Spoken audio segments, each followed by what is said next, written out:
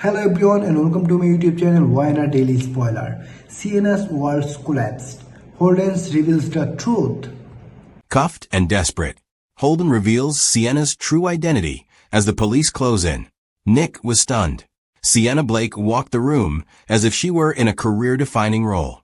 She wore a gown that swallowed the light, her hair pinned just so, and a perfected grin that said nothing and everything. For months, she had structured her life like an architect, with measured steps, precisely placed courtesy, and friendships acquired at charity rates. What others mistook for confidence was actually the armor she had learned to wear. Holden, quiet, steady, and desperate in private, lurked nearby.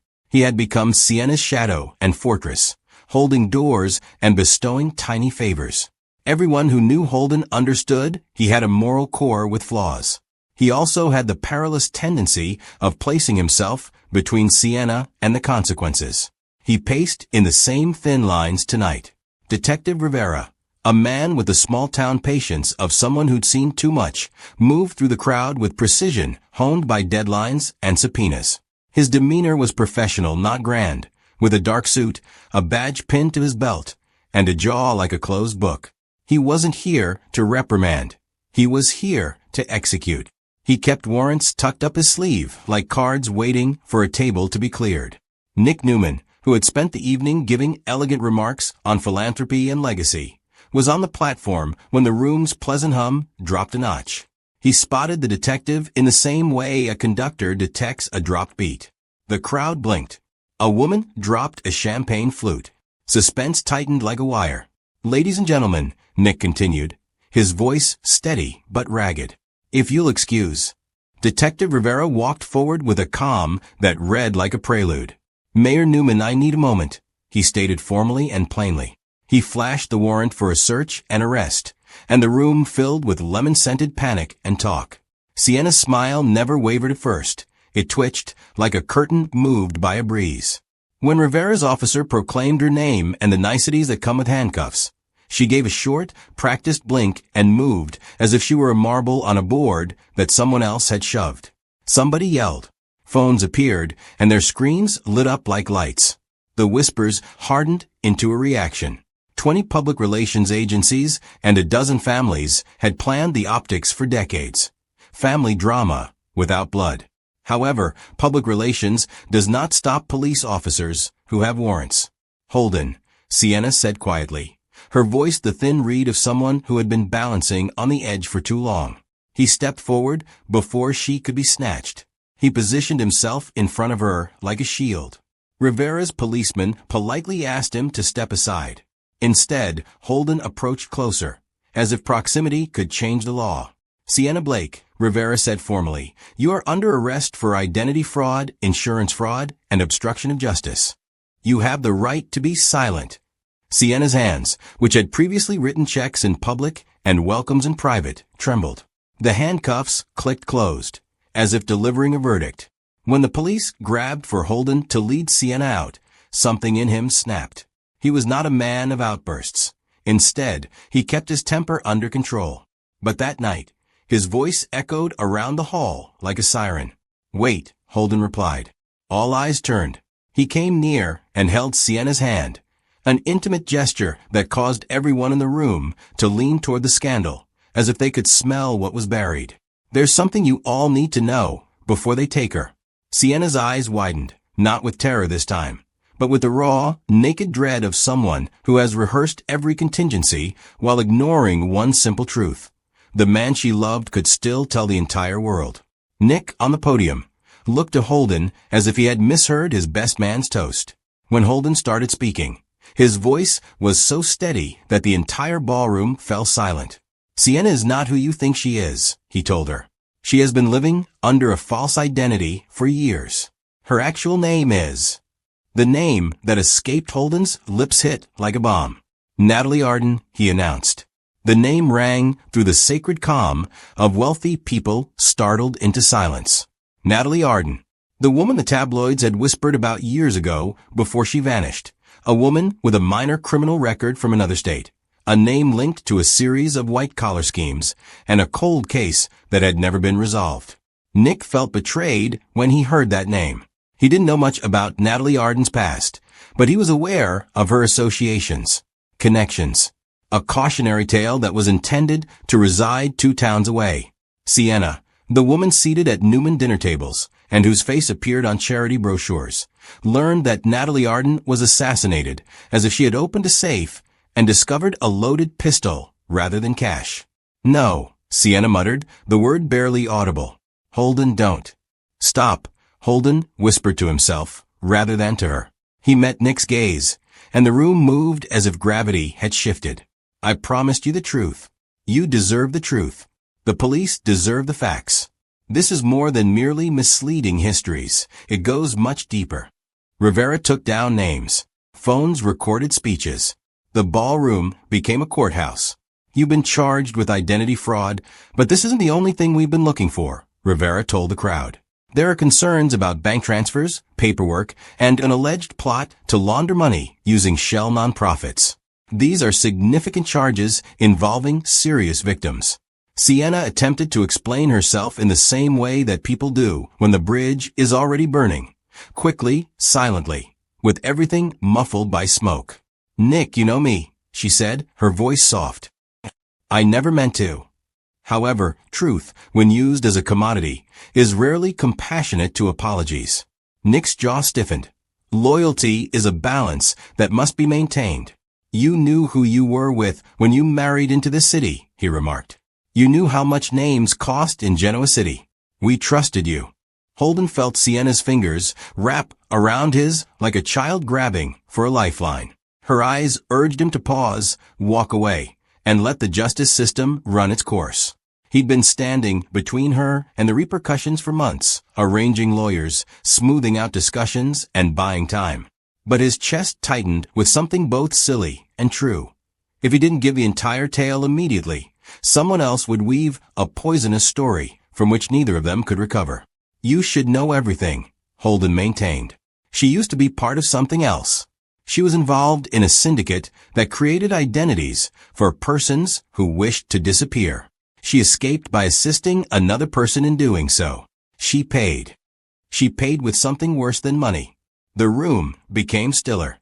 In the silence, someone choked on a champagne bubble.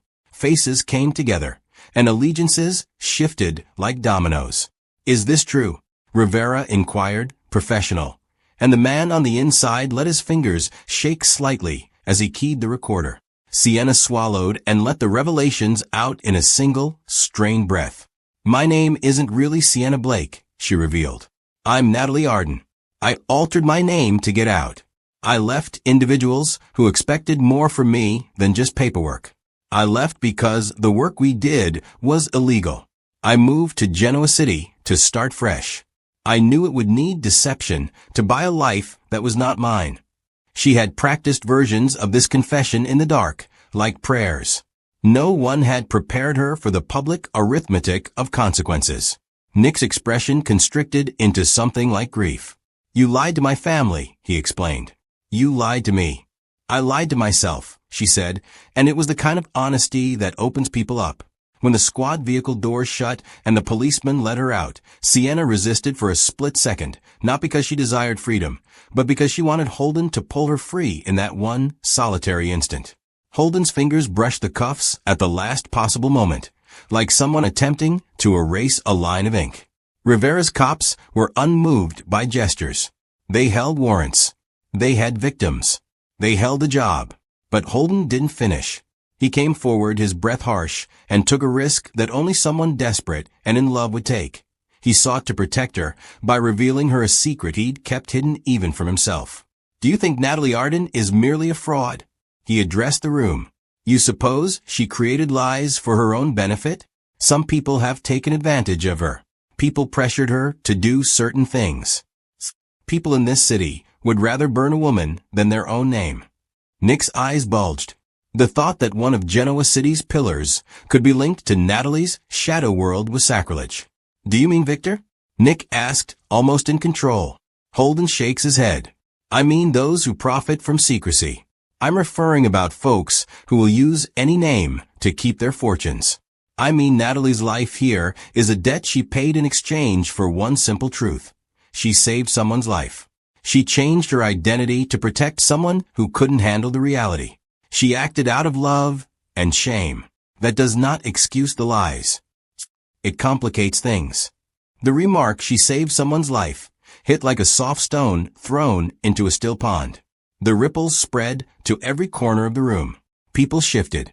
Whispered assumptions were suddenly less solid. Nick demanded information, his voice like a chainsaw breaking through the silent world of charity napkins and formalware. Who is she protecting? Who made her do it? Holden's answer was delayed and risky. He stepped off the podium, in full view, and lifted Sienna's coat sleeve to reveal a small, faded tattoo at the base of her wrist. Not decorative, but the symbol of a man once thought to be dead. A symbol linked in old bones of Genoa City rumor to a man who had vanished from headlines years before. Miles Bennett, Holden answered. The name sounded like a headline. Miles Bennett had been whispered about, an entrepreneur whose investments had once threatened to overthrow a few executives, and whose sudden departure had fueled speculation. If Holden's hint was correct, Nick's family may be implicated. The police had captured the moment. Rivera's jaws constricted. If Middleton Miles Bennett was part of an identity forgery gang, the case was about more than Sienna's lies. It could involve kidnapping, blackmail, or even money laundering. The cello of scandal began to play in minor key. "Holden, you can't make accusations without proof," Rivera said. "We'll look into every lead. Ms. Arden, you are currently under arrest." Sienna was drove away using lights and flashbulbs. Holden watched until the taillights obscured her silhouette. He stood where so many individuals had decided to be courageous in the wrong direction. His chest ached from a new realization. He'd had the entire room witness his confession, and that confession was a brand that would either seal her name or offer a road to salvation. Nick stood in the silence that followed like a man who had swallowed some unpleasant medication.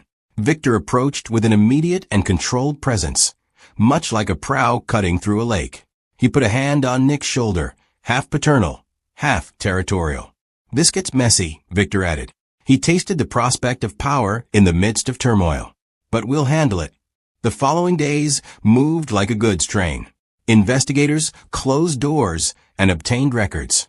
Sienna was detained, fingerprinted, and her existence reduced to a list of addresses and aliases. People with reputations had vast ditches built around them to protect what was important. Holden paid Sienna a visit in the precinct. She appeared smaller in institutional light, not because of the thin fluorescent bulbs, but because the daylight of her built life had been folded away. Her face was wounded, not from rage, but from a tidal tiredness that made capitulation appear like rest. "You didn't have to tell them that," Sienna commented as he sat across from the gray plastic table. "You didn't have to make me more noble and more damned at the same time." "I did," Holden answered simply. "Because I needed you to tell your own tale. If the cops are going to use you as an example, I wanted them to see the full lady first." "You could have just left me to it," she added. "You could have walked away." He shakes his head. "I can't do it. Not after everything." Sienna's eyes softened in a way that the press could never print. Thankfulness that read as relief. "You're a fool," she replied. "A brave, stubborn fool." "Maybe." Holden pressed her hand against the plastic. "But right now, we're doing what we can. We tell the truth where it counts, and we fight when it may assist." Sienna's lawyers moved like chess pieces, demanding arraignments, requesting bail, and discussing plea bargains for lesser charges if she cooperated. The district attorney wanted a public example, while Holden desired mercy. The press desired show, whereas Nick preferred distance. Nick's reaction was vivid. Between interviews and declarations, he walked the halls and called people he trusted. He hated himself for not perceiving the truth. He blamed Sienna for the lies, and he condemned the city for demanding saints while punishing sinners. His trust in Holden, simple, quiet Holden, shattered and then reassembled into something complicated. Thankfulness for honesty, rage at the cost. In the weeks that followed, the legal net expanded. Rivers of cash were traced to shell firms. Connections to Miles Bennett, a name that now appeared to bob at the bottom of Genoa City sewage, were more than just rumors. Emails and ledger lines linked individuals to transfers. Holden's spontaneous revelation appeared to have, for once, pushed wide a door that the cops had been attempting to pry open. As the truth came out, Sienna's objectives became clearer. She had not been a ruthless psychopath. She had been a terrified woman who had sold everything to keep someone she loved alive. When that person's name was ultimately revealed, it rocked the city in a way that rivaled Sienna's arrest. The guy she had hidden was none other than her own brother, a quiet figure whose exposure would destroy communities and disclose old betrayals. He was on the run to evade debts and threats that had poisoned his life. Sienna had set up a life based on white lies to protect him. In court, the prosecution depicted the crimes with wide strokes, while the defense painted the motives with fine brushes. The press enjoyed the contrast between love and law, sentiment and statute. Holden's testimony, which was visceral, declarative, and personal, made it more problematic for the jury. He did not excuse Sienna. He contextualized her. He made her human. Nick watched from the gallery as Holden stood to speak about how Sienna, or Natalie, had saved her brother from a fate worse than exposure. A confession affected the moral ledger. The courtroom did not absolve her, but it did make it more difficult to despise her.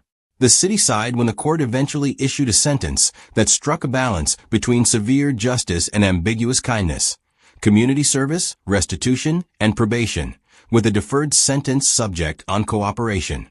Some considered it mild, while others termed kind. Sienna walked out a bruised and transformed woman. Outside the courthouse, Nick discovered Holden waiting. He had stood firm in the face of a storm. Nick's smile had a fatigue to it that suggested both the clearing of a storm and the settling of dust. "You were reckless," Nick stated simply. "You were hurt," Holden replied. "I know. You did something I never expected," Nick added. "You exposed a secret that could have ruined people, including those you love." Holden's shoulders were squared, as if he had accepted the verdict. "I did it because hiding the full truth would have let others write it for us." Nick sighed, and the sigh conveyed a sense of acceptance. "You may have saved a life," he conceded, "but you also made enemies." Holden nodded. "Welcome to Genoa City." Sienna returned to the Newman estate months later, but with a limited courting of public life. She made a brief comment on accountability and trying to live honestly. People who had formerly supported her now watched her with a desire for either redemption or ruin. This was the city's default. Holden stood at her side, not as a savior, but as a witness to a hard-earned truth. He had opted for public confession over private participation. He had decided to cuff the falsehood with reality, and as a result, he and Sienna had been cuffed. Nick, for his part, had been surprised, jarred, and steadfast, a man who had learnt the value of names. Genoa City, as usual, reorganized itself around the new geography of truth. Old alliances altered and new precautions were taken. Sienna's identity had been revealed in the most harsh way possible, under dazzling lights and in the eyes of a population starving for clarity. Holden and Sienna sat on a bench in the Newman Gardens, hands interlocked, after the headlines had died down. The world wanted a reckoning and received it. They had both paid, legally, emotionally, and personally. "We burned a bridge," Sienna murmured softly, "and now we have to cross the river." "We'll build a new bridge," Holden said, "one board at a time." Nick watched them from a distance for a moment before disappearing into the mansion. He had been stunned, definitely. But he'd also discovered that the things he thought were indestructible, names, reputations, were, in fact, as delicate as glass. The difference was whether anyone attempted to salvage it. Holden's confession had cost everything, and, in a bizarre calculation that only Genoa City could comprehend, rescued something else. The possibility that truth could be messy and still matter. The cuffs had closed, and the lies were unstitched. What followed would be slow work, mending trust, repaying harm, and realizing that some names can only be regained by facing the consequences. Outside, the city lights turned on one by one, as if someone was trying to plan out a future in constellations.